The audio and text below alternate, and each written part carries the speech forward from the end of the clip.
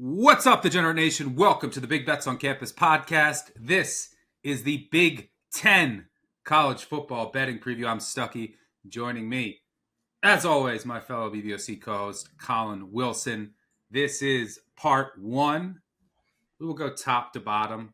In part two, we will cover the second half of the Big 10, so 9 and 9. And we will summarize all of our favorite bets, conference champion picks, all of that good stuff at the end of part two. Should be out by the time you're listening to this, so make sure you check that out. Also, call to action. This is the most important time to leave a 5-star review. It really helps us out this time of the year. So if you can just take a minute or so, please go and do that. You can say whatever you want. It would really help us out. And I'm going to do a bunch of contests. I'll do some giveaways. So if you leave a 5-star review, I really appreciate you. Appreciate all of you for tuning in again. So excited to go through all of the Power 4 conference previews with Collin. We'll be knocking out the SEC tonight in 2 parts as well. We'll do the Big 12, which is going to be exciting, and the ACC. Also this weekend, we'll throw in Notre Dame and UConn, the Independents, in that episode as well. And if you haven't checked out all of the Group of 5 episodes, just absolutely jam-packed with actionable info and just good stuff on every single team as we march closer to the start of the 2025 college football season. Another quick announcement, week 0, we have our watch party, BBOC watch party. Collin will be there, Duck will be there, Breeze, Mitchell. Make sure you come out. You don't have to RSVP or anything. We're going to Joe's. We were there in March for March Madness event. It was awesome. They know how to do it right. It's a great bar.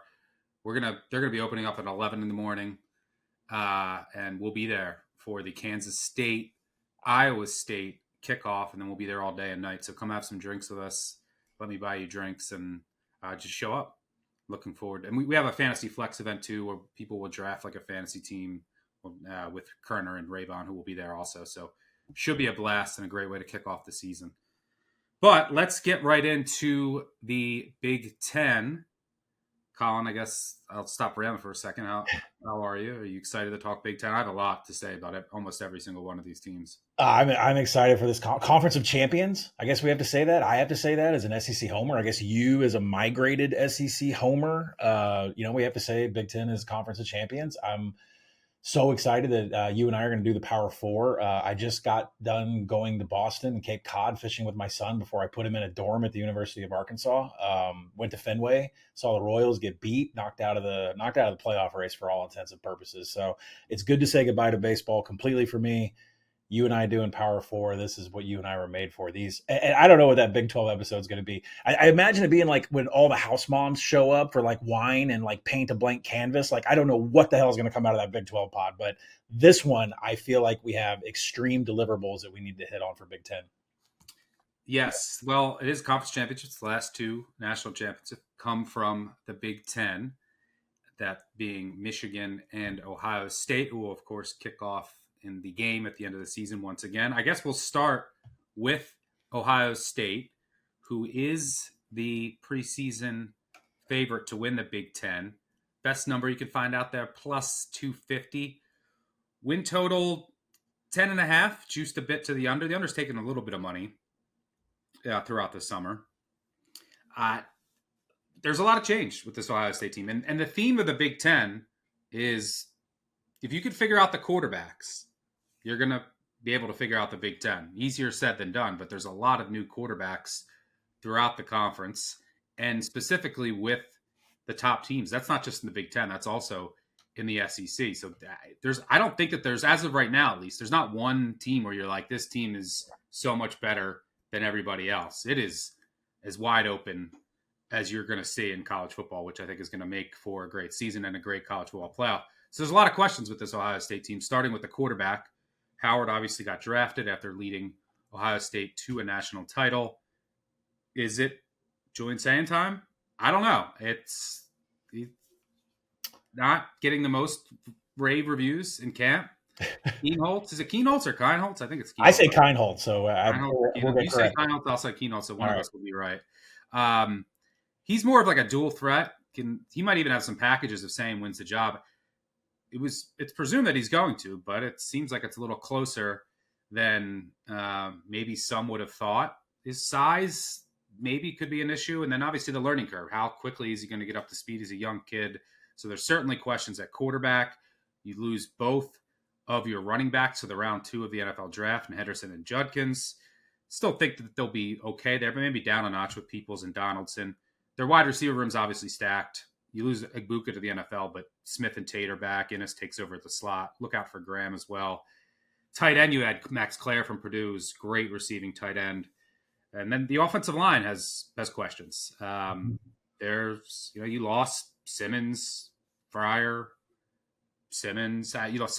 McLaughlin. So your projected starting offensive line, you got a Rice transfer at left tackle, Montgomery, Hinsman, and Chabola. They did start in the interior in the playoffs, so there's some experience there. And then your right tackle's probably going to be,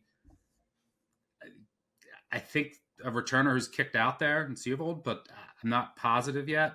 Mm-hmm. So there's definitely questions on the offensive line. We'll see how it all comes together. There's a new offensive coordinator, internal hire. And then on the defense, there's some questions as well. I think on the defensive line in particular. And then in the secondary, I'm curious to see how it all plays out. Because Caleb Downs, I mean, this Ohio State team is, you have arguably the best offensive player, the best defensive player. Jeremiah Smith, Caleb Downs. How much can they impact the game in these big games for Ohio State? That and a quarterback is going to decide how far this team can go. But Downs, is he going to play more? Can he play more nickel? I mean, in the playoffs, he was playing almost down to the box, like right next to the linebacker. Mm-hmm. Hancock, who is just the unheralded, I think, leader of that defense. Him being able to play free safety and allowing Downs to have that flexibility, I think really unlocked the potential of that defense. So we'll see how it all comes together with all of the positions and who's playing nickel, who's playing corner, who's playing safety. You got McLean, Hartford. There's just a lot of guys that we'll see how it all shakes out. There's a potential that Smith could eventually go number 1 overall. By the way, that hasn't happened with a receiver since 1996. And Downs, NFL doesn't value like an in-the-box guy as much, but maybe he goes top 10 eventually. That hasn't happened since Sean Taylor. One of my biggest questions for this team also, Matt Patricia, the defensive coordinator, big downgrade, I think, from Jim Knowles. 17 in total were lost to the NFL. From a scheduling perspective, they do get Penn State and Texas at home. Those are obviously losable games, but they'll probably be small favorite. They are a small favorite in week 1. Should be maybe a tiny favorite against Penn State. We'll see how those teams start. A couple other losable games on the schedule. We know at Michigan, are they finally going to beat Michigan? It's getting to be a while. At Washington could be tricky. And then at Illinois, a very experienced team who we'll talk about. Minus 300 to make the playoff. 10.5 win total. I mean, this team's like close to 100th in returning production. So it's a lot of questions, starting with the quarterback. What are you seeing here with Ohio State? A lot of questions, both sides of the ball. I'll try to touch on things that you didn't, because you got a lot of it. And there's just, I mean, the reason why this intro for Ohio State is so long for a national championship team, you would think that there wouldn't be that many questions, but there is a ton of questions. First off, who's going to be the quarterback? And that might dictate what style we're going to get.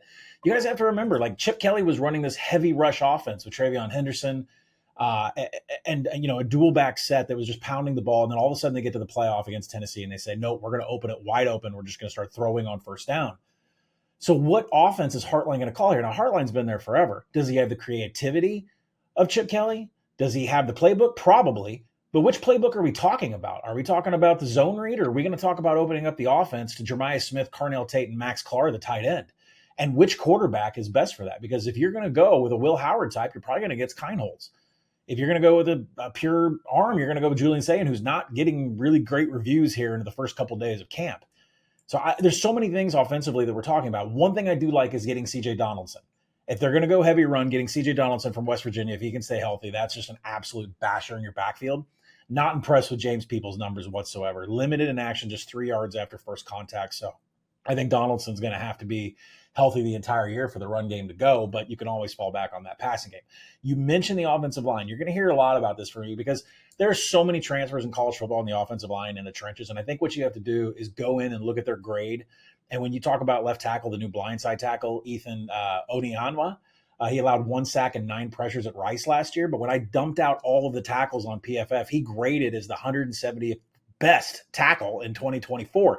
That's not great and not what I would expect from an offensive line at Ohio State. So, yeah, there's tons of questions here from coordinator down to player. He's got tools. Plus, he was playing at Rice, keep in mind. I mean, And what's your competition? What kind of edges are you facing?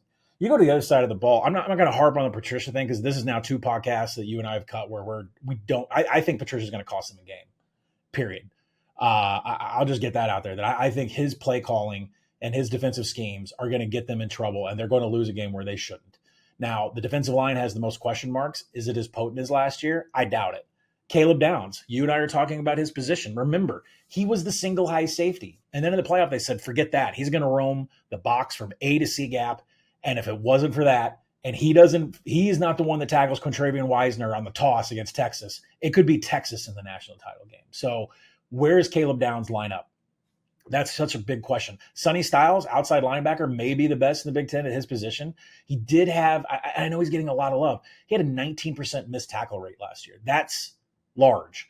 So to me, the Patricia's defense, the style, where are you putting Caleb Downs? Is he a free safety or is he roaming?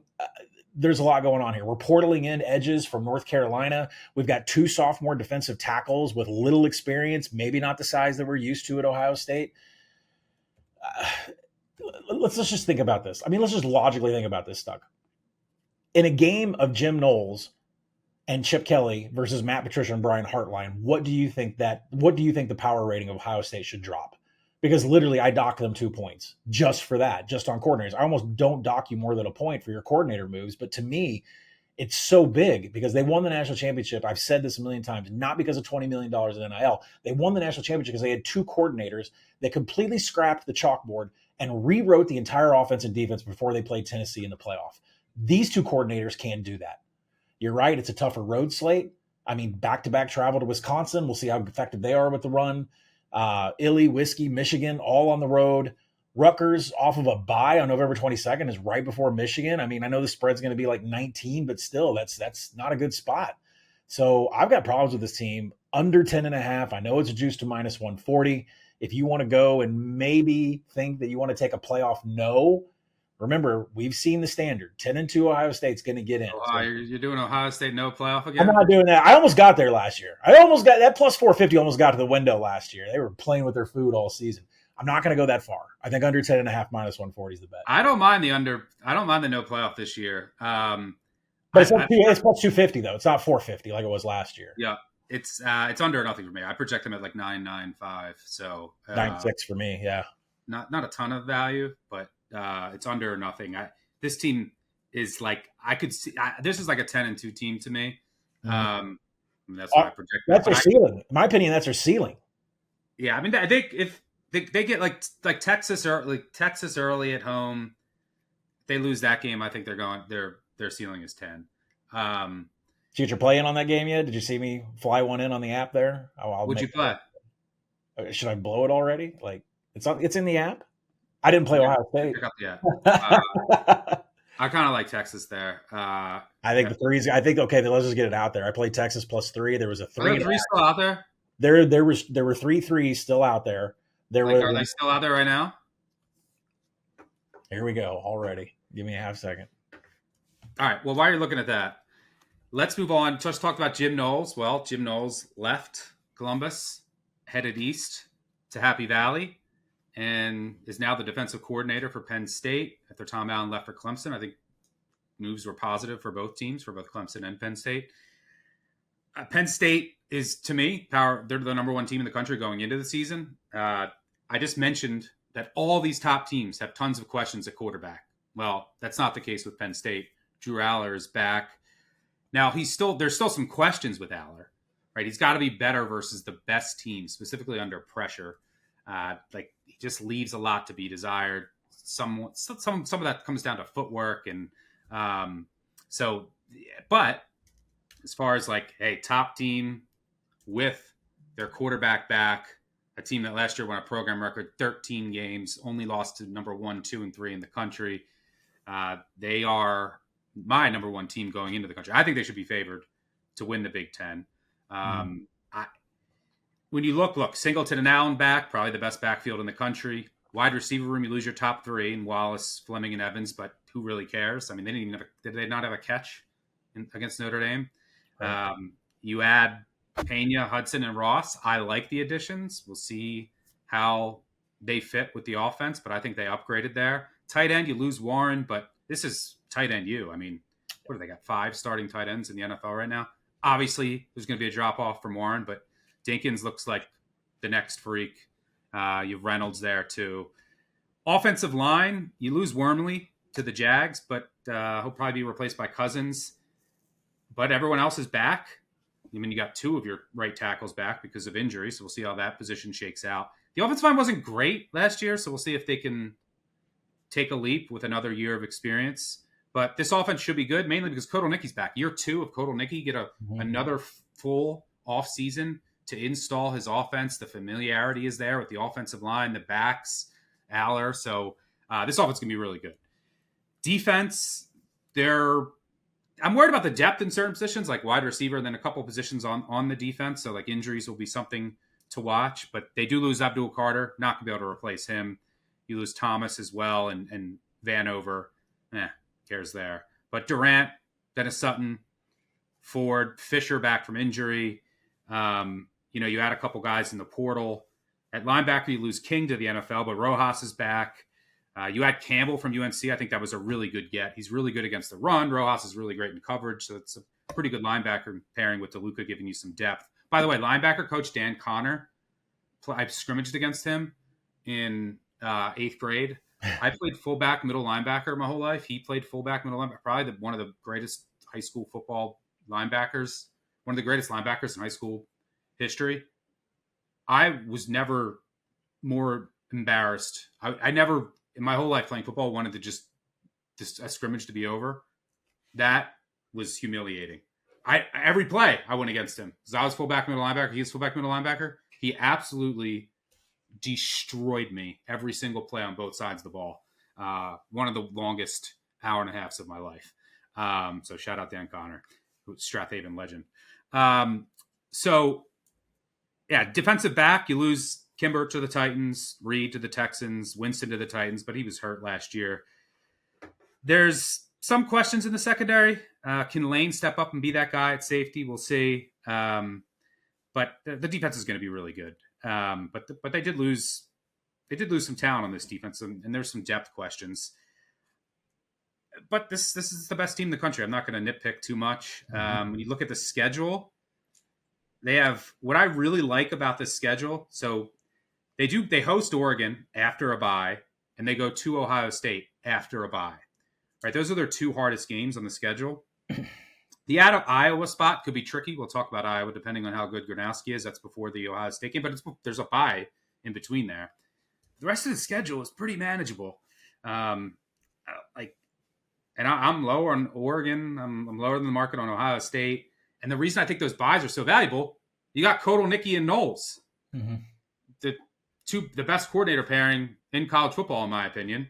And you have Knowles, who knows this Ohio State personnel. Like, I think that's a huge advantage there. So I project this team. They're over unders 10.5. They're plus, the best you could find is plus 240 to win the conference. I don't mind that. They're minus 270 to make the playoff. I don't mind that. I think the floor for this team is 10 wins. It's barring like complete injury because there are some depth concerns. But I project like 10-6-5. So I show value in the over. It's over or nothing. They're my pick to win the Big Ten. Spoiler alert. There's not much really to nitpick here. Aller's just got to take that. It's just Franklin. Look, a lot of coaches get flack for that. You can't win the big one. And Franklin, and then they end up doing it. Not everyone can always win it. But Franklin and Aller, they do deserve some criticism. Aller in big games, and Franklin's decision-making in big games sometimes can be questionable. But he has the coordinators. He has the roster. Like, if you're going to do it, this is the year to do it. What do you see with Penn State?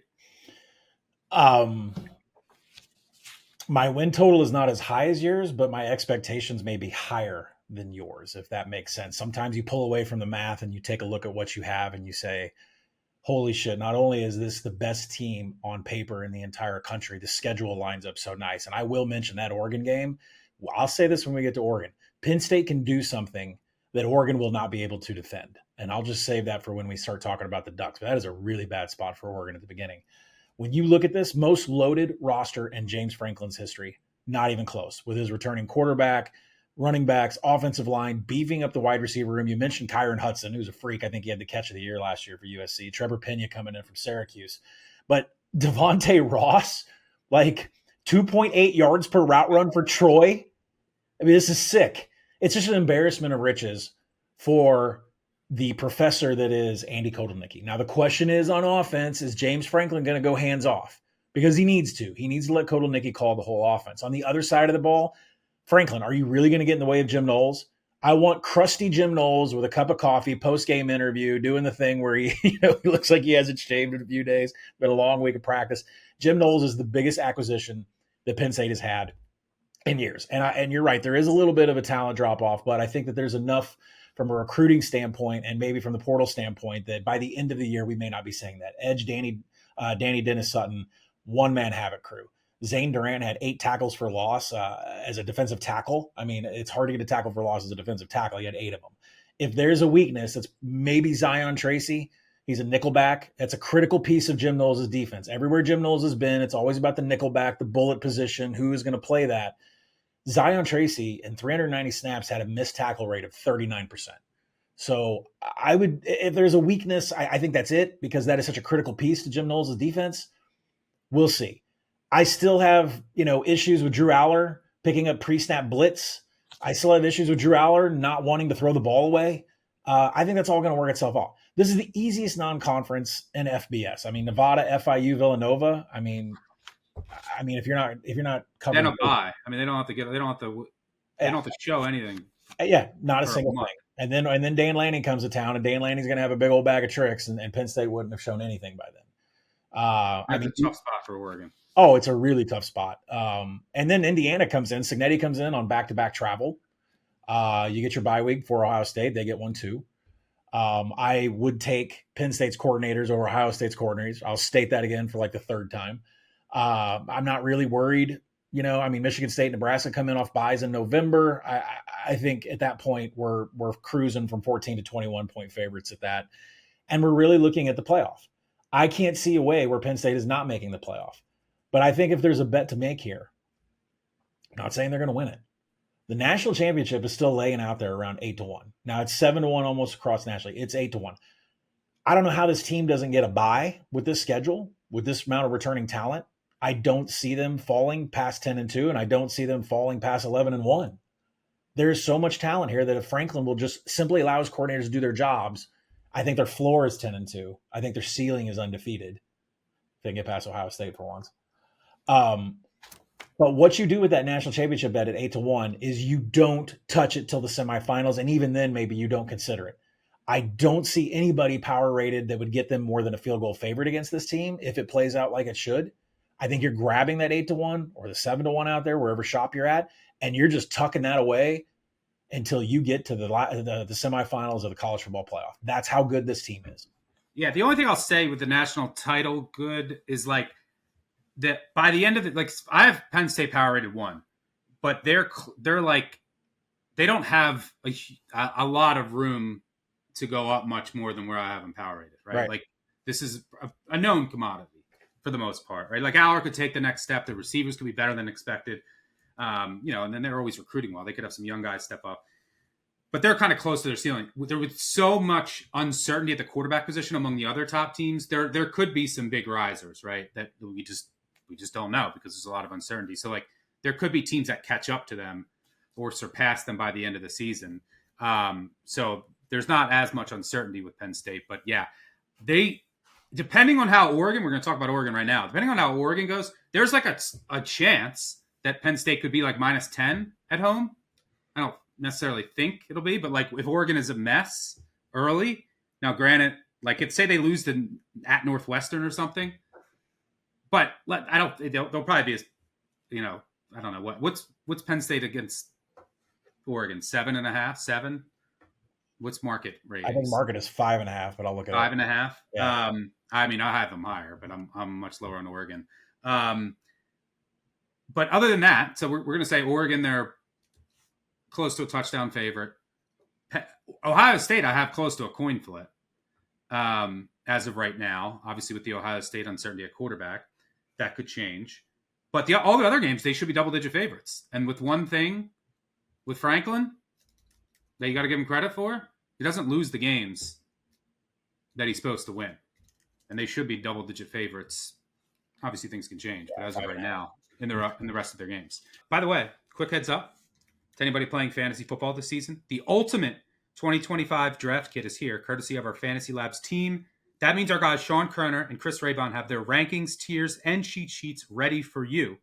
But first, to get them, you'll need a Fantasy Labs subscription. And right now, new subscribers can use code FLEX20 for $20 off at fantasylabs.com/flex. Let Sean and Chris, two of the best in the business, make your fantasy prep easier. Use code FLEX20 for $20 off at fantasylabs.com/flex. I'm sure those guys will be ranked top 5 of all projectors once again this year. So make sure you check them out at Fantasy Labs. All right, let's move on to Oregon. Went undefeated last year and got bit by the old seeding system. Lanning should have lost to Penn State, the Big 10 championship, buddy. They come in, win total 10.5. Under's taking a ton of money, which I agree with. Under 10.5, I think like the best you can find out there is under 10.5 minus 158. You can also go under 10 even money with circa. A lot of questions on this team. They don't return a ton. You lose Gabriel to the NFL. You lose James, your running back, to the NFL. You lose Holden, Johnson, receivers to the NFL. Stewart, who you were going to rely on, is injured, probably out for the year. Your tight end, you lost to the NFL. Your offensive line, you lose your right tackle to the NFL, your left tackle to the NFL. Both of your guards, although they were pretty underwhelming last year. Your center is back and is solid. You're going to rely on a Nevada transfer who has all the tools. He could be a first-round draft pick. At left tackle. Left guard, USC transfer, who I'm not overly wowed with. Right guard, there's going to be a battle between Bedford, who was injured last year, and Yulee. Right tackle, Texas State transfer, or maybe Wilson wins the job. But there's some questions on the offensive line. Defensive line, you lose Harmon, Birch, and Caldwell to the NFL. The depth is young and unproven. You got Ukulele back. You need Washington to step up. You had Bear Alexander from USC. Like, he's just the definition of, like, he sounds way better than it's going to end up working. Like, yeah, it looks great. He has it, but it's just. Well, is he motivated, right? Who? Yeah. I can't put that in a spreadsheet. Is Bear Alexander motivated? Yeah. Linebacker, you lose Bassett to the NFL and Jacobs. You do have one, your stud back, and Bocher. And you need someone to emerge at the jack position, but the linebackers should be okay. Defensive backfield, you lose Johnson to the Bears, Muhammad to the Jags. Reed, you lost, I think, 3 or 4 to the NFL. Can the young kids, they're just going to need guys to step up. There's a lot of young, they're recruiting really well. I mean, they're top 5 recruiting in portal. Like, they just have a lot of unproven or guys at lower levels. There's just a lot of moving pieces here for an offense that lost a quarterback with a ton of experience, 1,000-yard back, your top 4 receivers, 4 starting offensive linemen, 2 to the NFL. Basically, your whole entire offense is new except your center, who's good, but the rest of the offense is new. The defensive backfield, you had Johnson, a corner from Northwestern, who's pretty good. Thieneman from Purdue, their safety, he's really good. He's going to be a pro. I like him a lot. You get Florence back from injury at corner.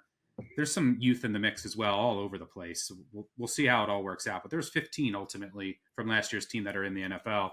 The biggest question is that quarterback. And I think that's where we're going to see the biggest drop-off, because I don't think it can be understated. Like, you go from Bo Nix and Dylan Gabriel, both in the NFL, but they were both, 5th-year seniors, to now a brand new starter.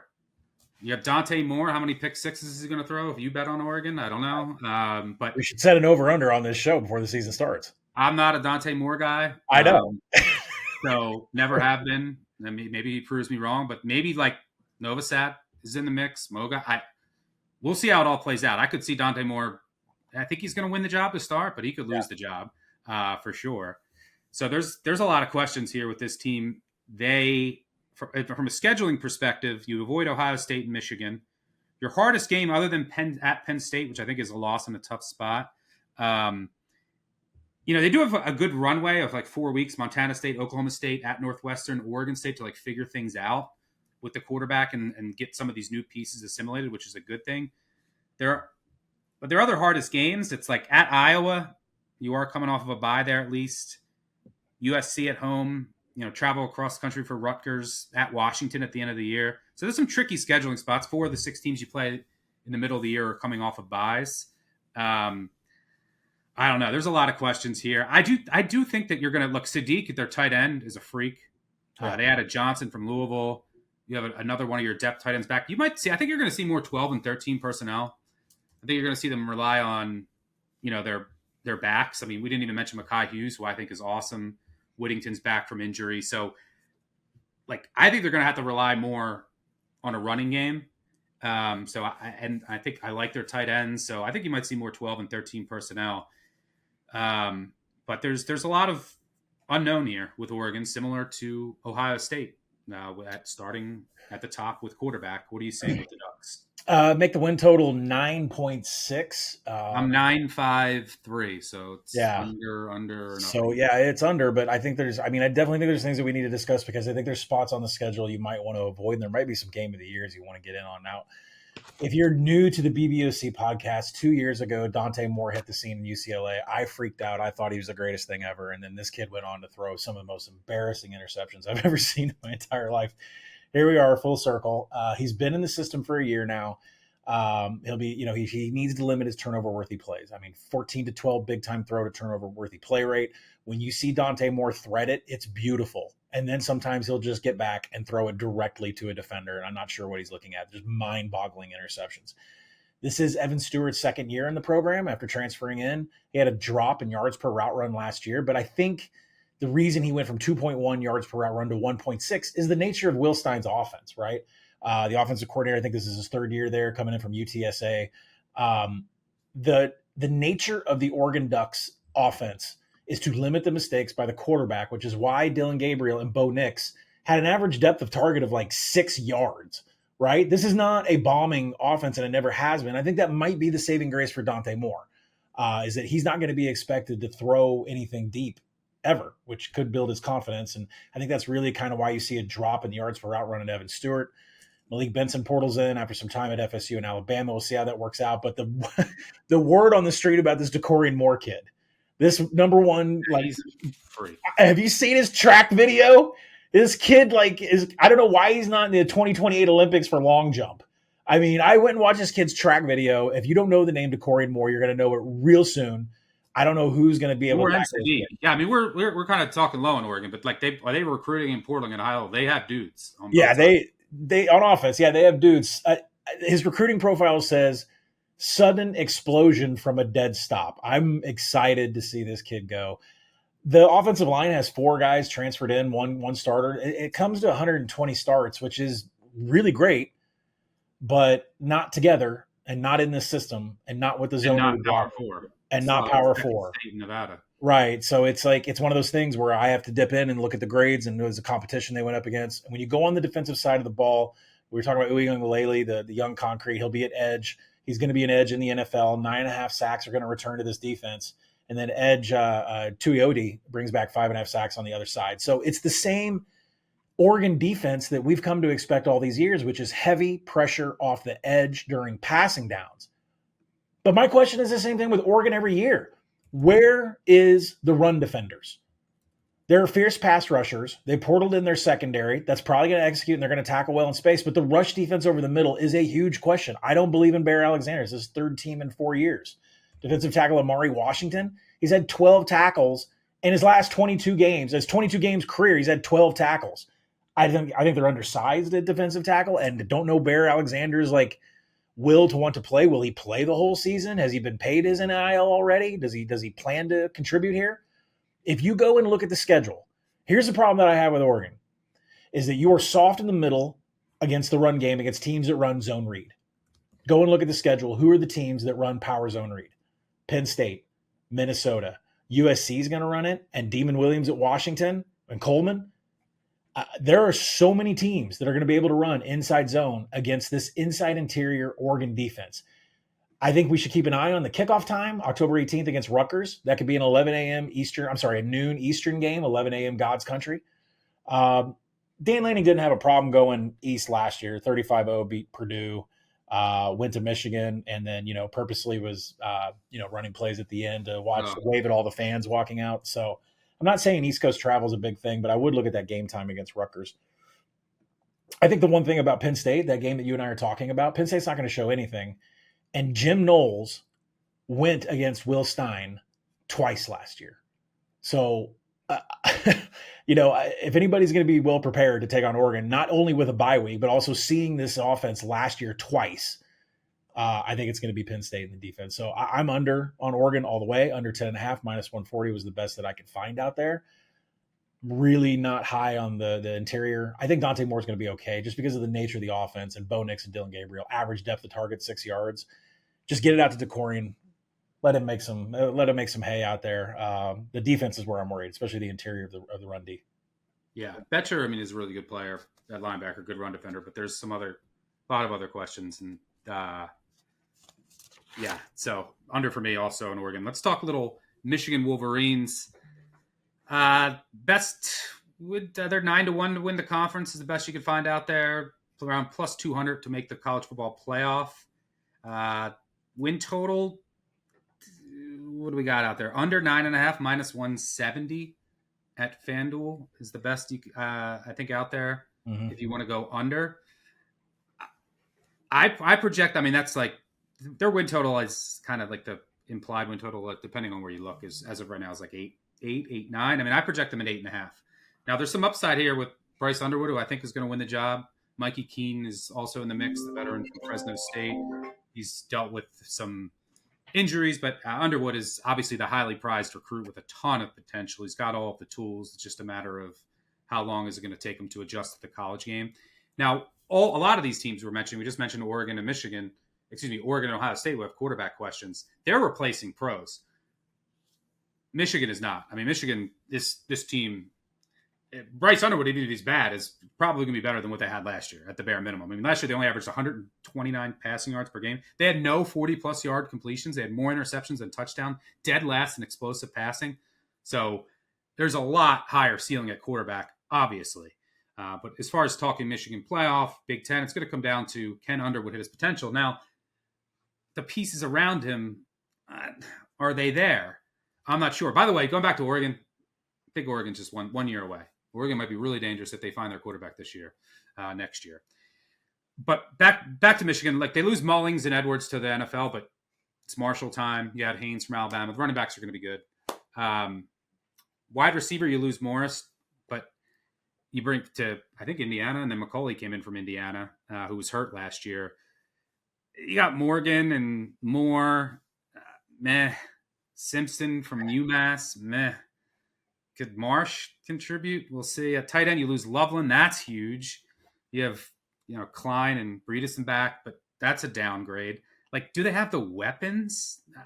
I don't really see it. They didn't really upgrade much unless some of the young kids are going to start contributing. And the loss of Loveland is massive. But this looks kind of similar to the group that was here last year. Offensive line, you lost 2 to the NFL. Yeah. Your left side of the offensive line, Hinton and Preby. Your projected starters are probably Link. Maybe they have what is Babalola a 5-star? I don't know. Can he win a job on the offensive line? That's something to watch. But Link is going to be the left tackle. Not a fan. The interior is meh. Your right tackle is very inexperienced. Like, at right guard, there's like a Cal Poly and Ferris State transfers in the mix. I don't necessarily see it with the offensive line either. So a lot of questions on this offense. The defense is going to be good. We do know that. Now, although they lose 3 on the defensive line of the NFL and Grant, Stewart, and Graham, I don't think you just replace Grant and Graham, who were just so dominant. Now, they got Williams from Clemson, I think is overrated. They got Payne from Alabama. Okay. I mean, they got a ton of bodies. I mean, they got 11 listed at 300 plus. They'll rotate a lot. Benny, so the interior, I do have some questions, but there's a ton of bodies. At edge, you got Moore and Guy. They're studs. There's some good depth also behind them. Linebacker, really strong with Hausman and Barham. Defensive back, you lost Johnson to the NFL corner, but he was hurt most of last year. Hill and Berry are back. I'm not the biggest Berry fan. So we'll see that. And Metcalf from Arkansas, maybe get some time in nickel or safety. We'll see how they use him. At safety, they lost Page to the Giants and Johnson. Need Hillman and Curtis probably to step up here. Who's the who am I thinking of that is to watch for an injury at safety? Moore, I think. Why am I still Rod Moore? Is he healthy? I don't know. When is he going to be ready to go? That's something to watch at safety. Their special team should be elite because they have a really reliable kicker. New offensive coordinator Chip Lindsey. He wants to get them more explosive. It's going to be like a power spread. You're probably going to see more 11 personnel this year. From a scheduling perspective, they avoid Penn State and Oregon, and they host Ohio State at the end of the year. They have the easiest Big Ten schedule for some numbers. But there's some tricky road games here. You got Oklahoma, Nebraska, USC, Michigan State rivalry game. That's not going to be easy. And then we'll see if Maryland has quit or what Maryland has in the tank. But that's, game 11, second straight road game before Ohio State. Tricky spot potentially. But pretty easy schedule, all things considered. I think outside the top 50 in strength of schedule. So won the lottery here. A lot of it's going to come down to what Underwood can do, but I'm not sure he just has it's not an ideal situation for a very young quarterback. D's going to be good. Special teams is going to be good, but I have a lot of questions about the offensive line, the weapons on the outside, and then obviously how fast Underwood can get up to speed. What are you seeing on Michigan?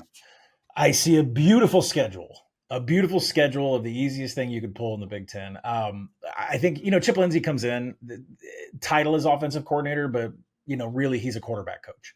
I still think they're going to run the Harbaugh as much as they can with Justice Haynes, who's transferred in from Alabama. Highly touted Jordan Marshall comes in. They're going to lead the backfield with Bryce Underwood. I think they're going to have some sort of offensive identity on the ground. And I think Chip Lindsey's really there to kind of be a caretaker for Bryce Underwood and get him to find his next level in his freshman year. I mean, cutting down on turnover-worthy plays for freshmen is a task in college football. So we'll see what he can do when he comes under pressure, because I think he will be under pressure. You mentioned that offensive line, so many questions. The right side scares the shit out of me. I expect if they're running inside, outside zone, it's going to be to the left side where you don't like Link anyways. But on the right side, we're talking Nathan Afobe, his inexperience. We're talking about a redshirt freshman and Andrew Sperrig at right tackle. They have the bodies. They're all at least 6'4". They're all about 310 or more. Do they have the footwork? And if not, do you have a second string that can get behind them? So that's really a big question. The defense, I'm not as worried about them as you are. I mean, they returned their top two tacklers, linebacker Ernest Hausman. No, I'm not worried about the defense. There's some questions, but I do think that there is some drop off in the interior. Yeah, I would agree on that. I mean, the edges are still going to be havoc minded, and the corners still going to be really good. Yeah, and the corners are combining for 17 PBUs with Zeke Berry and Jair Hill. So there's certain parts of the defense I'm not really worried about. And I don't even care if they take a loss against Oklahoma. I think the way that you handicap them is what I said earlier. I mean, it's the easiest Big Ten schedule in the conference. So let's focus on that. Let's throw that Oklahoma game out. I'm going to save Oklahoma for the SEC pod, but I expect Oklahoma to win that game. So I focus on the Big Ten schedule. 5 Big Ten road trips includes Nebraska, USC, Michigan State, Northwestern, and Maryland. I mean, we're talking about 4 games in a row from a stretch of October 25th to November 22nd, where Michigan should be a 20-point favorite. That's impressive. You just don't get that in your own conference unless you're like Alabama and you got Vandy or whatever. Not Vandy anymore. I project 3 TD faves leading up to Ohio State. That means that they should be. And Northwestern's in Wrigley, for what it's worth. Yeah, and Michigan's off a bye, so we'll see, if they're ready to do that. But I think by then, hopefully, we've identified a couple of defensive tackles that can handle what's going to be South Dakota State East for an offense for Northwestern. We'll see if they can handle that. So, listen, again, this is the easiest Big Ten schedule. I think the Oklahoma game is going to be against one of the toughest defenses on their schedule. I think it only benefits them to play in conference play. I don't see 2 losses on this conference schedule. And if you can pick them out, maybe Washington can be testy with Demon. USC is kind of a tricky trip. USC is off of a bye. That it could be that one. I still see Michigan as a 6-point favorite there. But I think 8-1, 7-2 is a floor. I think 8-1 is completely the potential here for Michigan in this conference schedule. I think their identity is going to get better week by week by week, and I think Oklahoma is going to teach them a lot of lessons. That number I spoke about, 4-1 to make the Big Ten championship game, is now down to plus 380. I like Michigan plus 380 to make the game, to make the championship game, just the Big Ten championship. I'm not saying they're going to win the Big Ten, I'm just saying to make it. The schedule is conducive and perfect for it, and it's going to allow them to be battle tested against Oklahoma and be ready for what is one of the softest schedules we will talk about in all of Power 4. I can't get there. I think this is I think they're going to end up being an 8-4 team. If I'm Michigan, what are they going to be in conference? What are they going to be in conference? They could lose at Nebraska, at USC, and Ohio State. They're going to be dogs against Ohio State. They could lose at Nebraska, at USC. They also, I think, probably going to lose at Oklahoma. And then, at Michigan State, depending on how they are, it's a rivalry game on the road. It might not be easy, especially if Underwood struggles. I can't get there. I will say, I do think that there could be chaos in the Big Ten more than usual because Oregon and Ohio State, with their uncertainty at quarterback in the rosters, there could be someone else sneaking in to play Penn State. I personally just don't think it's Michigan. I think they're a year away.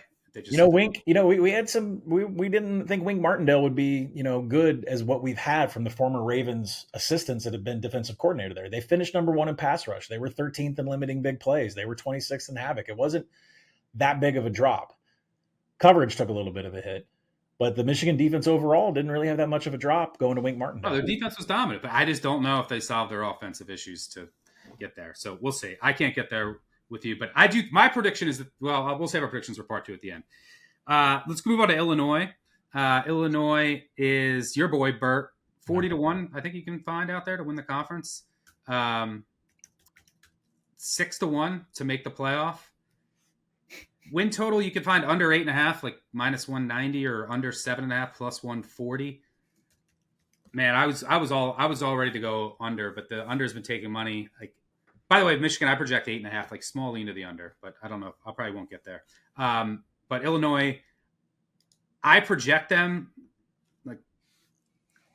their implied win totals, depending on where you look, sitting around 8. I project them 7-7, but I'm out on this team. A lot of people have them as a sleeper. I get it. They're one of the 5 most experienced teams in the country, 17 returning starters, top 10 returning production on offense and defense. There's a lot to like just on the surface. You have your quarterback back, so you have that quarterback certainty. Altmaier, 21 touchdowns, 5 interceptions last year, although 19 big-time throws, 14 turnover-worthy plays. The depth is questionable if Altmaier goes down, although I'm not the biggest Altmaier guy, but Hampton from Northern Illinois is their backup. Running back, you lose McCray to Georgia, but you still have a lot of guys there. Lawfery, Fagan are back, Valentine.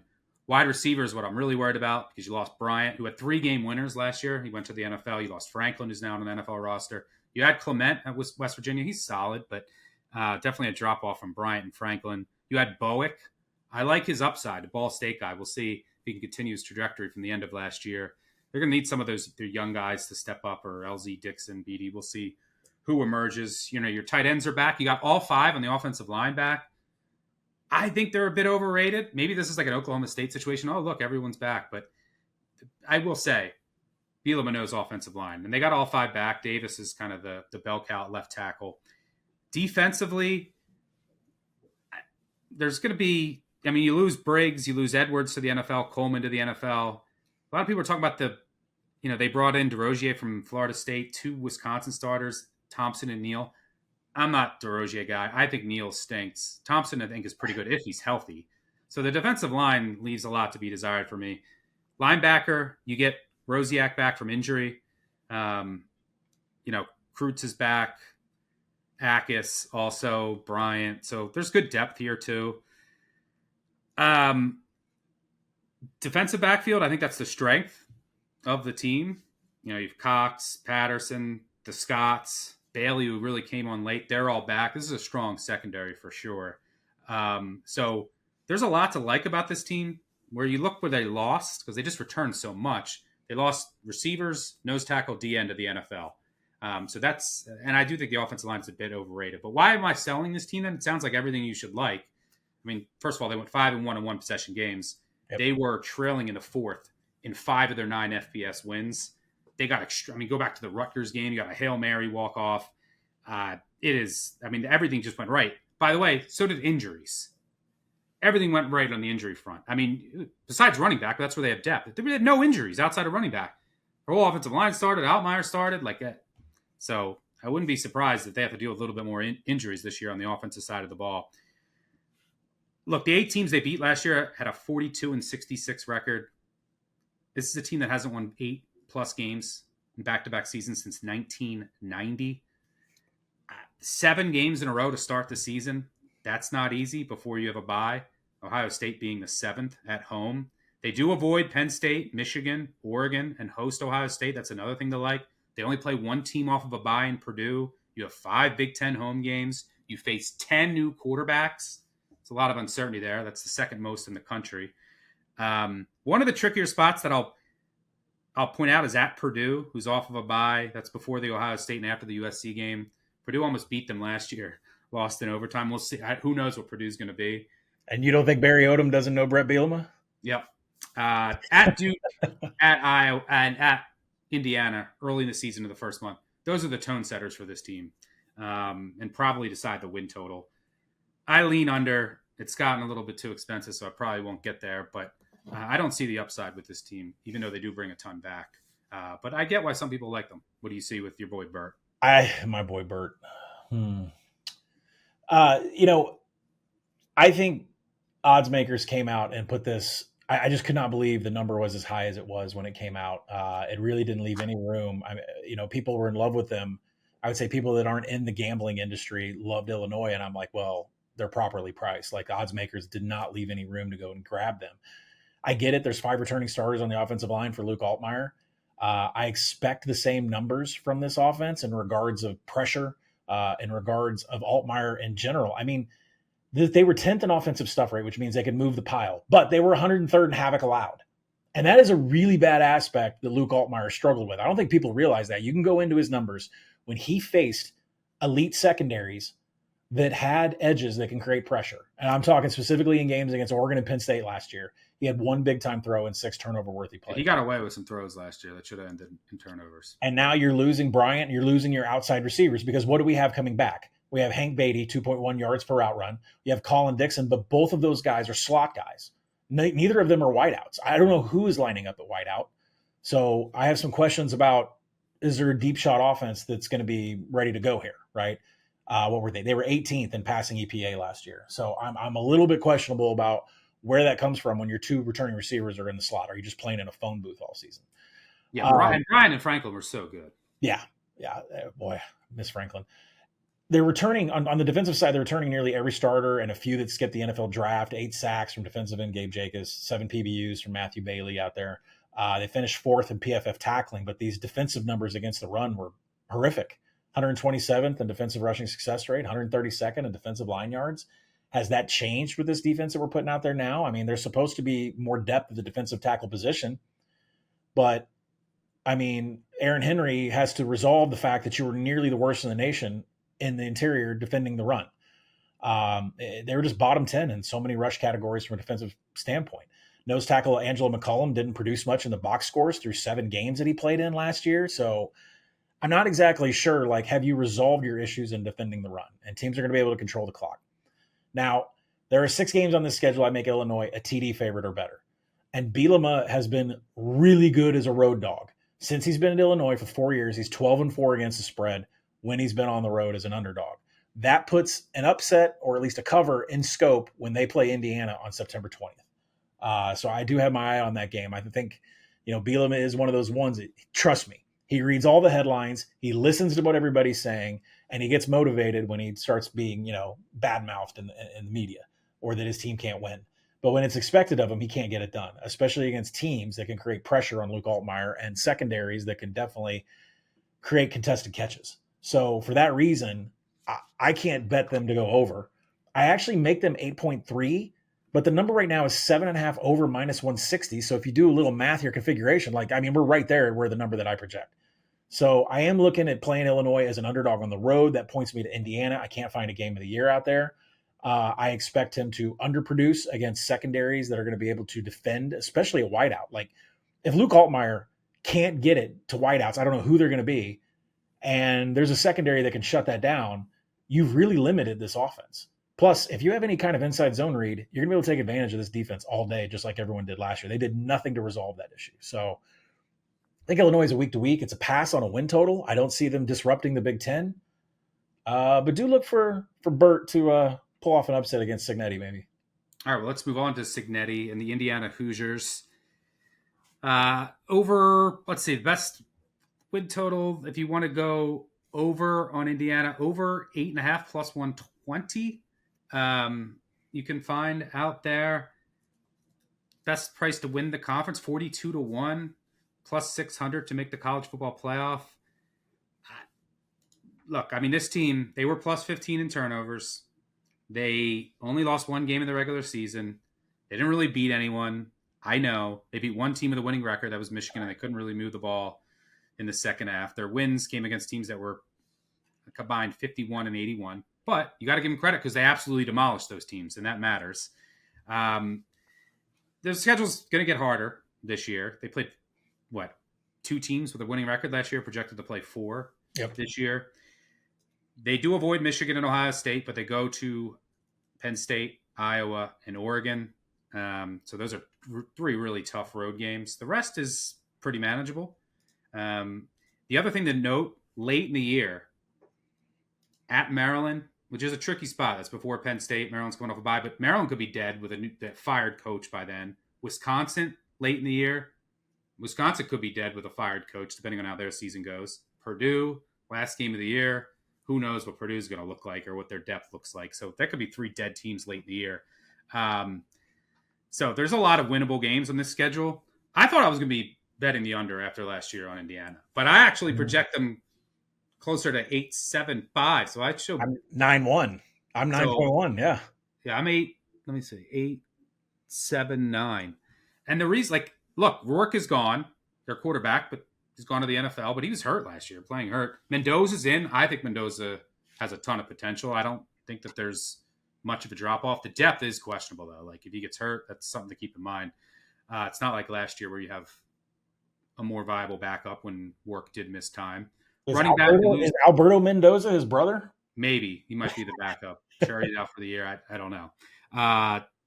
Ellison, Lawton, Green are gone from the backfield, but Black is back. You had Hemby from Maryland, Beebe, who had a really good year at UAB. So I think the backfield's still good.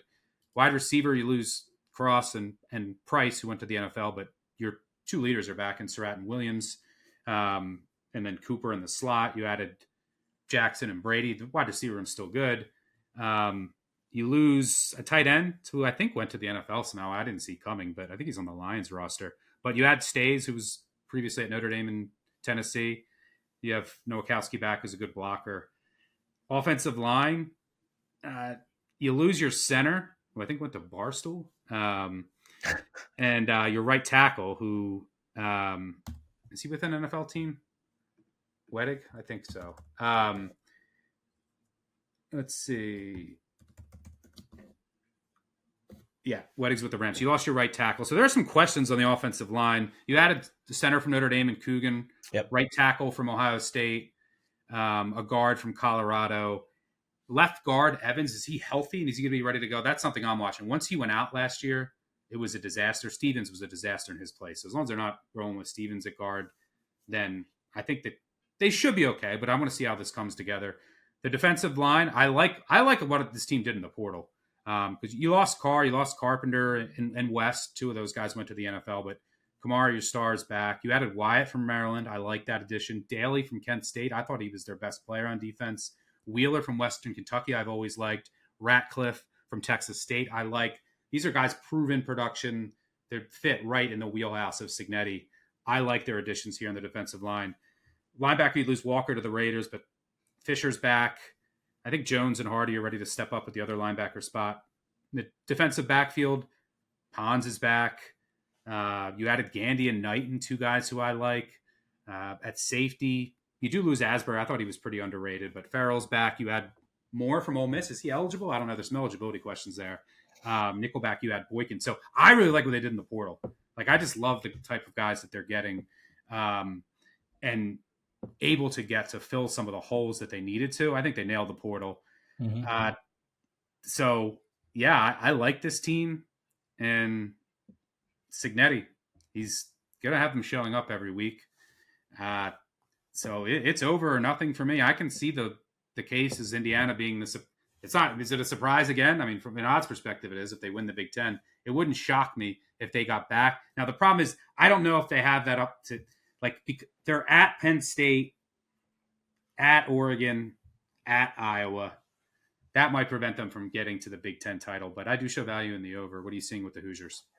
I show value in the over also as well. I haven't played it. I think I am by the time we get done talking about this. So Mike Shanahan stays on as OC. Tony Sinceri heads off to UCLA, but Shanahan's been with Cignetti through JMU. Fernando Mendoza, I did a little bit of a deep dive because, he showed up big on the radar last year after an upset that Cal had. His numbers from a TD to INT, you see 16-6. That's pretty good. But then you see 12 big time throws to 17 turnover worthy plays. That kind of tells you a different story. But when you dip into that, his accuracy was not an issue whatsoever. Cal finished 14th in on-target rate. Like, Mendoza is spot on with his accuracy, and his turnover-worthy play rate was exactly the same in a clean pocket as it was in a pressured pocket. So I have to ask if, like, these turnover-worthy plays are just, youth, just mistakes that have happened, because it wasn't pressure that caused them. And I think that will be improved when he gets out there with this coaching staff versus what he had at Cal. Maryland running back transfer Roman Hemby. There's just no numbers here that flash or jump off the page. Wideout Omar Cooper and slot Elijah Surratt bring back 15 receiving TDs, so that's there for Mendoza. And I do like the addition of Pat Coogan from Notre Dame, the center. I mean, 26 starts last 2 years at Notre Dame. That's not small for being on that offensive line. Cignetti gets 5 of his top 7 tacklers back. All 3 levels have havoc makers. This defense finished 5th in havoc. I don't know why any of us are surprised, because that's what JMU did all the time that Cignetti was there. The biggest havoc maker, probably corner, D'Angelo Pons, 10 PBUs, 10 passes defensed. I mean, that is just insane numbers here. And I mean, look at some of these passing offenses you're going to go up against. I'm not really expecting that out of UCLA. I'm not really expecting that. Maryland's a corpse. This is an over team, which I didn't think they would be. The schedule you're right, it's tougher. Iowa, at Oregon, at Penn State. They're on back-to-back travel when they go to Penn State. They have 1 bye through their first 11 games. I mean, you're having a bye week before, like, Thanksgiving. Like, why are you having a bye before November 28th against Purdue? That the AD should have really pushed back on some. I know you can't control your scheduling with the Big Ten, but who's taking a bye week before Thanksgiving? That's strange. So there's just only 1 bye. I noticed that in the schedule. Didn't like it. The good news is there's just 4 conference road games, and it's against competition like Purdue and Maryland. So it's a completely survivable conference schedule. 7 games. I got the Hoosiers as double-digit favorites. I'm going to play the over. Don't hate it. All right, let's move on to Nebraska. Nebraska finally broke their bowl drought last year, and now this is Matt Rule year 3. In his previous stops, year 3, 11 wins and 10 wins. Does he make that jump this year? Guess what? Nebraska, 1-5 in one-possession games last year. Is that just what we expect? They are 10-35 in one-score games since 2018. 35 losses, 35 one-possession losses. The next most over that time, NIU with 25. They have 10 more than anybody else. 0-27 versus ranked teams in their last 27 games. They're 0-8 in overtime since 2018. Do you want to know how many yards they've gained in those? -20. They've been outscored 39-0 in those 8 overtime games. Is this the year this team, everything breaks their way? Their injuries last year were bad. One-possession games. Their special teams were an absolute disaster. And they even got good kicking, and they were still a bottom 10 unit. I think their special teams might be fixed from everything I'm read and seen. They have a good kicker. Apparently, they have a new Aussie punter. But they got a new special teams coordinator. I like the hire. They've looked good in spring. Can they just snap? If they can just snap it consistently, they'll be better, because that cost them some games, not just last year, but in recent seasons. Defense is probably the question with this team. They lost a lot. I mean, the defensive line, you lost your top 5, a bunch to the NFL, one to the CFL, one to LSU, one to Ole Miss. They're going to need some inexperienced guys to step up there. Linebacker, you lost a bunch as well. You need Watson Trent to really step up. The Georgia Southern transfer, McGahee, Shavers have to make a sophomore leap. The secondary should be strong. You lose Gifford, but everyone else is back. I really like this secondary, but they're not going to have as good of a defensive line as they did last year. You lost your defensive coordinator. You lost your defensive line coach. The defense is the big question for me on this team. Offensively, the offensive line gets a ton of guys back from injury. It's been 3 straight injury plague years from the offensive line. So you lose 3 guys, but you get a bunch back. You add some guys. The offensive line has some potential here if they stay healthy. Tight end, wide receiver, you lose 3 to the NFL. You add Dane Key, Hunter from Cal. Hunter Harburg's moving to tight end, the old quarterback. He's an athletic freak. We'll see what he can do there. Remember, Dana Holgerson took over as offensive coordinator late last year. He's got a full offseason to install his offense. Beat Michigan. Yep. Can Dylan Raiola take the next step? I mean, and the depth is really shaky. He's got to stay healthy and he's got to take the next step. Apparently he wants to use his legs more, but he had 4 touchdowns, 9 interceptions over his last 8 games last year. He has all the tools. Can he make that leap and play more consistently and give this team some explosiveness? I mean, they were bottom 10 in both running and passing explosiveness last year. There was just no explosiveness whatsoever. And this defense was really, really good. I don't think it's going to be as good this year. So Raiola is going to have to make that leap and consistently to take this team to the next level. From a scheduling perspective, you avoid Oregon and Ohio State. You have 5 Big 10 home games.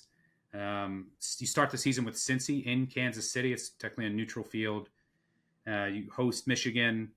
There's a lot of winnable games on this schedule. What are you seeing with the Cornhuskers? I think Dana Holgerson taking over for Marcus Satterfield was the best move, especially for a quarterback like Dylan Raiola. One of the highest returning experience marks around him on offense. He finished 17 to 12 big time throw to turnover worthy play rate, 4.7% turnover worthy play rate when there's pressure. Those are actually really good marks for a freshman. I mean, that's usually what we see in year 2 from these highly recruited quarterbacks. So 17 to 12 big time throw to turnover worthy play means this could be an even bigger year for Raiola in year 2. The biggest issue for the offense is the playmakers. Outside the top 100 in big play rate, they were 114th in finishing drives. I expect that to change with Dana taking over as offensive coordinator and Dane Key joining. I mean, 2.5 yards per route run for a wideout at Kentucky last year. That's impressive. So Raiola should be protected. There's over 130 starts returning to the offensive line. So I don't have a lot of questions about the offense. I think that they should improve. I still think they should be a top 35 rushing success rate team, top 50 in line yards. They've got to improve in havoc allowed, which was 70th. So a little bit less mistakes with a quarterback that's now a year older, and they should be good. Now, the defense loses nearly all their leaders in sacks, but they do maintain 20 PBUs stuck. A 3-3-5 is going to be put in by DC John Butler. Inexperienced defensive line, transfer linebackers. That's really going to be the focal point to see if this team can remain as, I think they were 32nd line yards, 25th in havoc, 25th in pass rush. Well, that's all under a microscope now when you are completely fielding a brand new front 6 in this 3-3-5 with a new defensive coordinator. Yeah, and their secondary, which is experienced, might not benefit from the same pass rush and dominant defensive line. Exactly. This is the question with this team. Raiola, let's take the lead. The special teams fixed. I'm optimistic, but the defense, the front 7 is the question. And that's why I think the play that I've got from a game of the year perspective, I was waiting to do it in here because I make the number much higher.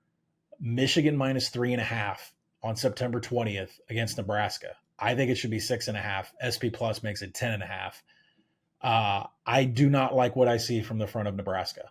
And I don't think that they're going to be, Houston Christian, Akron, maybe Cincinnati in the opening game. I don't know. But I just think what Michigan's going to do on the ground, I know you don't like the offensive line, but I dislike the Nebraska front 6 a lot more than I am uncomfortable with the Michigan offensive line. So I think a game of the year perspective, Michigan minus 3.5 is there. Let's move on to USC, a team we're both pretty high on coming into the year. But it's not like there's no questions here. This is the team that's 90th in returning production. They only have 9 returning starters. Maeva's back at quarterback. He took over late last year. He's more mobile. I think it's a better fit with Riley. Inconsistent last year, but now he's got a full season and usually trusts Riley with quarterbacks. Can he play more consistent? You even saw that in between games with Maeva. Marks is gone and Joyner in the backfield, but they got a really good JUCO and this kid Jordan.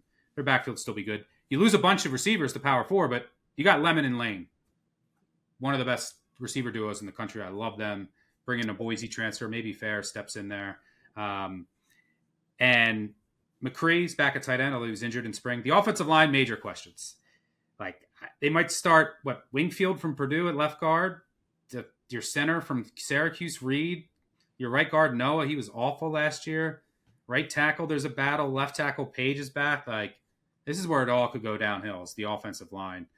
The defensive line, you lose a lot. They lost Alexander, who cares? He didn't even play last year. They lost Muhammad, who I think is the big loss. But Lucas comes back from injury.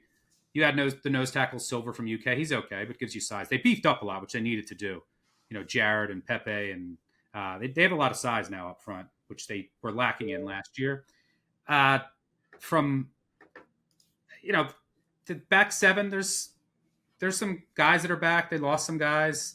I want to see how the secondary plays out. Will Ramsey potentially play nickel? We'll see. They added some interesting pieces. Fitzgerald from NC State, Johnson from UCF. We'll see who the CB2 is. Is it Nicholson? Is it the redshirt freshman, potentially? I love Harvey, who they got from San Jose State. I think he'll start. But there's a lot of questions there. They lost some talent in the back seven. Get Gentry back from injury. That's big. Yep. So there's some pieces here to work with. Lynn, astronomical rise in the defense last year. Yes. I think they can take another step this year.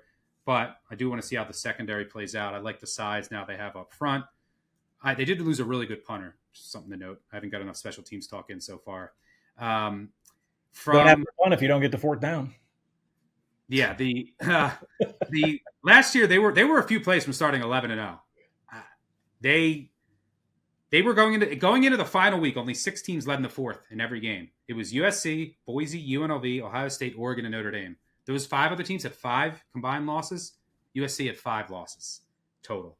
So they lost a lot of close games last year. From a scheduling perspective, it's not easy for sure, but I like this team. I like where they're headed. What are you seeing with the Trojans? I like this team too, almost to the point of love. I mean, Jade Maeva struggled against Nebraska, 3 turnover-worthy plays in Week 12. Then he posted 6 big-time throws against Notre Dame secondary in Week 14. I mean, that secondary was all-world, right? And to do that against Al Golden's secondary, I'm a Jaden Maeva buyer, still am since the UNLV days. Brian Jackson takes over running back. He didn't really have any flashy numbers from creating missed tackles or any yards after first contact over the last 2 games against Notre Dame and Texas A&M. So we'll see how he pans out, is what we would expect from a USC running back. But Makai Lemon, 3.3 yards per route run. I mean, for those of you that are new to that stat, anything over 2 is explosive. 3.3. That's more than Zachariah Branch with less catches. Jacoby Lane, absolute burner at wideout. I have no questions about the offense from an explosive EPA perspective. They could improve in other parts. They were 120th in pass blocking. So give Jade Maeva a little bit more time here. We'll see what he can do. Lincoln Riley's offense finished 85th in finishing drives. Not really getting as many touchdowns as you should, getting more field goals, and are not scoring at all. That needs to improve, but it's still Lincoln Riley's offense. We'll see what he can do. 35th in quality drives, I expect to keep up. Massive improvements on defense across the board with defensive coordinator Danton Lynn. I don't think people realize that this USC defense 2 years ago was bottom 10 in every single category you could possibly be in. Last year, they finished 14th in PFF tackling, 50th in D on passing success rate, 52nd in defensive finishing drives, best in the nation limiting passing downs explosives, number 1 in the nation in not limiting an explosive pass, and second and third and long. That is really impressive. I mean, Danton Lynn should win the Broyles Award. I mean, that's really impressive. Now the defensive front seven has increased size and depth, and you mentioned Eric Gentry. He's going to be one of the best outside linebackers in all of the Big Ten. Corner Kamari Ramsey has been with Lynn in his system since UCLA, so I see that being a good fit. You're right, there are some questions in the secondary, but again, the improvements here. This is another year of Danton Lynn. I think the sky's the limit here. I've liked him ever since he was hired into UCLA off of the Ravens staff. This was a coup to get him in the first place for Lincoln Riley. I expect 4 wins to start the season before a trip to Illinois. There's a bye week before hosting Michigan. There's 2 coin flips that remain on this schedule at Nebraska, and they host Iowa. if they can beat Michigan at home, my question is can they make the Big Ten championship with just a loss to Oregon on this schedule? You look at this schedule. No Penn State, no Ohio State. Right. If they beat Michigan, is that 22-1 to win the Big Ten? How much value does that have? That number was 30-1 like a month ago. And best number out there is 25-1. Yeah. So I'm probably gonna end up pulling the trigger. I've already got a 4-1 in pocket on Michigan to make the Big Ten championship game. I would like to pull the trigger on USC to make the championship game too, but really they kind of knock each other out since they're playing against each other, and there'll be a tiebreaker there. But I like USC over Michigan, so then why don't you make it your official bet to make it the champion? What's the number to make it? I can look. I might. So like I said, there might be a team that gets in there. Plus 7. I also think the depth of the Big Ten is better this year, so like there could be some more upsets than we saw, and like then there's questions with Ohio State and Oregon. Plus 750 to make the championship game. I prefer that over Michigan. I don't disagree. I mean, they did lose. They lost 4 defensive backs to the NFL. Smith, Covington, Humphrey. So who's going to get on them? Childs in Michigan State. I just already said Luke Altmaier doesn't have the wideouts to get into that because their slots are going to go over the middle. I mean, I'm looking at this schedule. Michigan's going to throw that deep? No. Nebraska, Raiola, they don't really have wideouts. Northwestern doesn't have anybody. Yeah, we don't like more. It's a really good schedule to have questions in the secondary. And they have time to figure it out, like Missouri State, Georgia Southern, Purdue, Michigan State to start the year. Now, Oregon could be a problem for that secondary. Oregon could be a real problem for that secondary. But, I mean, it's also 22-1. Or Dante Moore throws 7 pick sixes, which he likes to do, and he won't be in LA. But all right, it's not a Dante Moore podcast anymore. I don't mind the upside with USC. I project them. Yeah, I project them close to 8.5. Yeah, so, I like them. I still think they're overstaking some money, but I still think that there's over 7.5 minus 130 out there. Plus 480 to make the college football playoff for what it's worth. All right, let's move on to Washington. Damon Williams time at quarterback. Guy can move. Yeah. Looked great in the bowl game. Still needs to get better with his downfield passing. Jedd Fisch is back. I love Jedd Fisch. Remember last year it was starting brand new, one returning starter. And they still had a really great year, even though they were 1-3 in one possession games. Special teams is a question here, just like with Nebraska. They were a bottom 5 team last year. New punter, maybe a new kicker. Is it going to be Grady Gross again? Apparently he looks good in camp. We'll see. They got the kicker from Illinois. He's 1-for-1 in his career with a 59-yarder, and he hit that to cover a number against me last year. But they got a new special teams coach. They implemented a quality control guy there. So I like what they're doing. That department. Fish is smart. The defense does lose a lot, but they got a lot bigger on the defensive line, which they needed to do. So I like that. That was a huge weakness last year. Offensively, you got Williams back at quarterback. We saw flashes from last year. Coleman back at running back. Boston back at receiver. You did lose some guys. You lost Jackson to the NFL. Latu, your tight end. The offensive line last year was bad. And all the guys they lost were bad. Like, I don't care about any of the losses that they had. You had Carter Willis from K-State at left tackle. That's an upgrade. Hatchett at guard. I think that's an upgrade from Oklahoma. He might move to center. Or the other Hatchett might move to center. There's 2 Hatchets now, I think, on their offensive line. You might have you're going to have a new offensive guard. I don't know. I think the offensive line should be better. Near dead last in pass blocking. So, yeah. Yeah, it was just the losses aren't always a bad thing here. So defensively, I think they got bigger. Linebacker, you did lose your leader in Bruner, but you added Al Ukta, who I like from Washington State, Alexander, Manu. So I like the secondary ads too. I like their corners with Davis and Prysock. Safety's a little questionable. Probably going to be like a New Mexico and FIU transfer. So there's questions. We'll see. Esteen will probably take one of those spots, but there's questions in the safety department.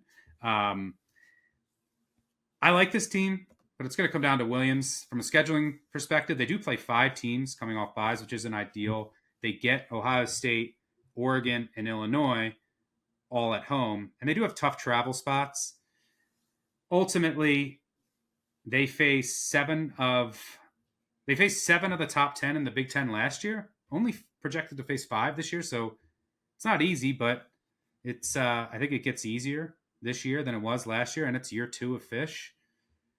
Win total here for Washington, best out there, over 7.5 minus 105, plus 920 to make the college football playoff, 50-1 to win the Big 10. Depth is still very young across the board. Like they're building this up, but it's still very young. So if there's injuries, things could go really wrong. But it's going to come down to Williams and how he progresses as a passer. What are you seeing here with Washington, who will also have a new defensive coordinator, Ryan Walters, after his disastrous produced with Belichick out to join his dad in Chapel Hill? Yeah, I mean, I thought losing Steve Belichick was going to be rough for Washington, and then they replaced him with Ryan Walters. And you just scrap the whole Purdue thing because Ryan Walters was an absolute beast as a defensive coordinator at Illinois. It was a big loss for Bielema. And there's going to be some balance in this defense now. I mean, Steve Belichick was excellent in calling against the pass. Passing success rate for Washington defensively last year, 7th.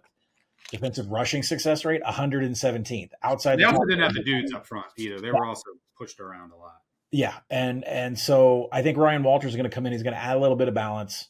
I think that those Illinois nasty defenses that he had previously are going to show up here. The defensive backs are still one of the best groups in the Big Ten, thanks to transfer to Cario Davis and Efesvian's Price at corner. Yeah, you need good corners in Walters, who's going to run a lot of cover one. Yep. And plenty of depth along the defensive line because the transfers, you already mentioned it, that the FIU transfer is going to be the longest portal move in history up to Seattle. But also, I mean, there's some P4 transfers here on the defensive line beefing it up from Arizona, Miami. I think there's an Iowa transfer in there. So I think they're going to have the bodies to improve against the run.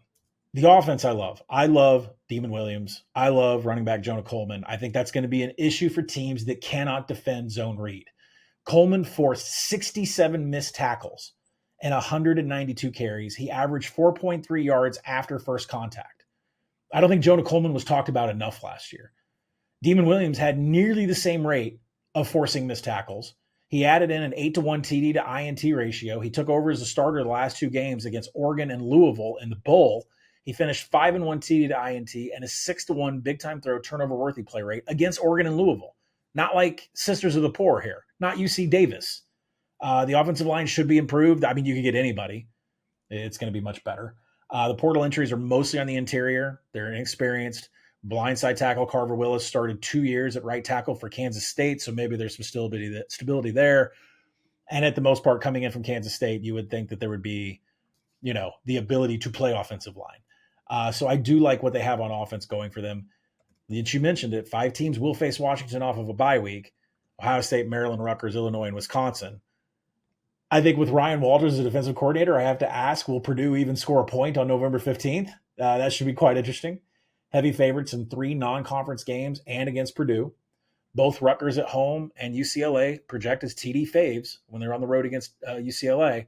And when you look at this travel schedule, like they only leave the time zone, I think 3 times. Maryland, if that's a real game, Michigan, and then Wisconsin, right? So 3 separate trips. The rest of the time, they're almost always in the state of Washington, 1 trip down to California for UCLA. So I don't think the schedule is as bad as we're making it out to be.